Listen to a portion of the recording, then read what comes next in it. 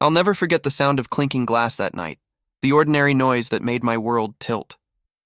It was past midnight, the sort of hush that usually settled over our house like a warm blanket, when a muffled laugh drifted over the fence from the backyard. At first, I assumed it was nothing. Neighborhood kids, a late party 2 doors down. Then the laughter was followed by a whisper I recognized too well. My own name. I crept to the kitchen window and peered out.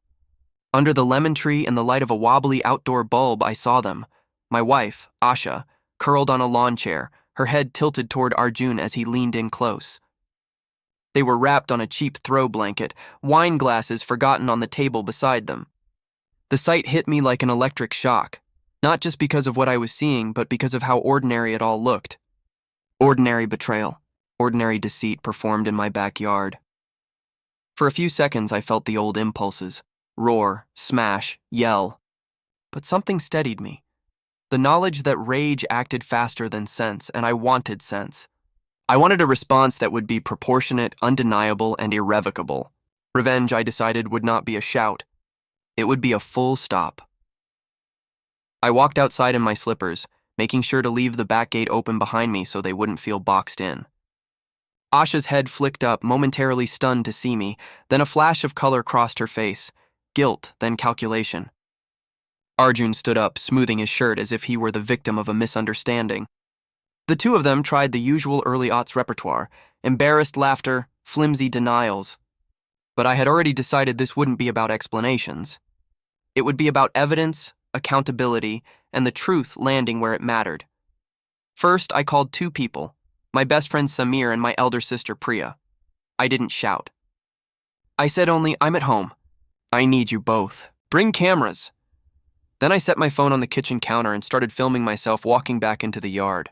I spoke directly into the lens, calm and steady. "Asha, Arjun, this is happening in my house, on my property. No one needs to believe me later. I'm recording now." Silence. Which is often worse than any argument. I'd been preparing for the possibility of betrayal for weeks without knowing it. Asha's late nights, the deleted messages, the phantom excuses, they had all built up into a suspicion I never let myself indulge aloud. But now the suspicion had a face. I used that foreknowledge to trap the narrative. I texted 3 things at once. A video of the two of them I'd taken from the kitchen window earlier that evening. A photo of Arjun's car parked under the street lamp.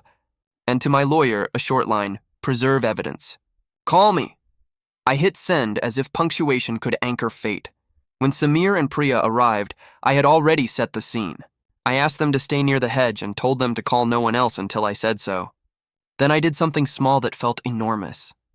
I walked up to Arjun and, in a voice quieter than I'd ever used in anger, asked, "Do you want to stay, or do you want to leave before everyone else knows your name?" There was a flicker of something like shame, then a shrug.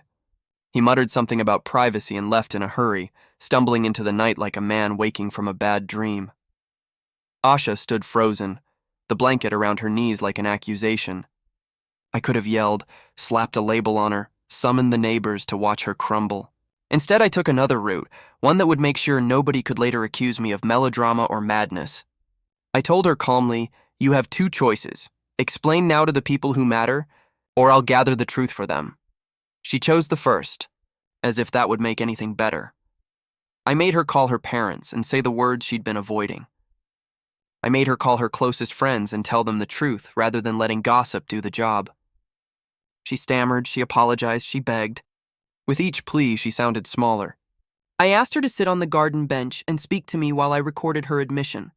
She did it, messy, tearful, honest in a way I'd never been allowed to witness before. The camera captured it.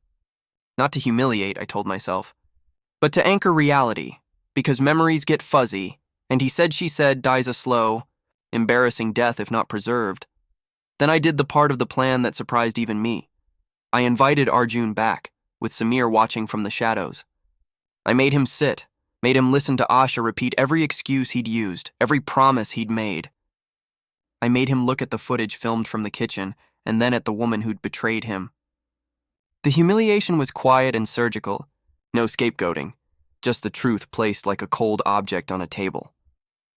When it was done, I walked them both to the gate. I'd already texted a small group of people who deserved to know, not to spread the scandal, but to protect myself, friends who'd been close to us, a couple of neighbors, and the HR head at Asha's office. I left that message carefully worded. There's a personal issue that may involve workplace boundaries. You may want to be aware. I wanted the truth to arrive to those circles in an unemotional, verifiable way, because secrecy benefits the secret keeper, not the betrayed. Asha begged for the chance to fix things. She wanted counseling, to try, to work this out together. I listened. Then I cleared my throat and said, "You had your choice to hide. You had your choice to be honest.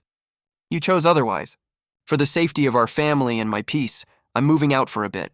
We'll talk with a counselor when we both have one." It was measured, almost bureaucratic, and it stung her. If revenge is a mirror, I wanted it to be a clean one. In the following days, I used the footage the way a surgeon uses a scalpel. Precisely. Not to savage, but to heal the wound once and for all. I gave the recordings to my lawyer. I set boundaries, no contact beyond legally necessary, checkpoints for the children, and a temporary injunction that my wife found both infuriating and necessary. I notified my employer discreetly because workplace overlap with Arjun could be a legal tangle I wasn't willing to endure. The revenge wasn't fireworks or a scream. It was the calculated collapse of the illusion she'd been hiding behind. It was the slow, deliberate exposure that denied her the oxygen of secrecy. When gossip came, it had no teeth.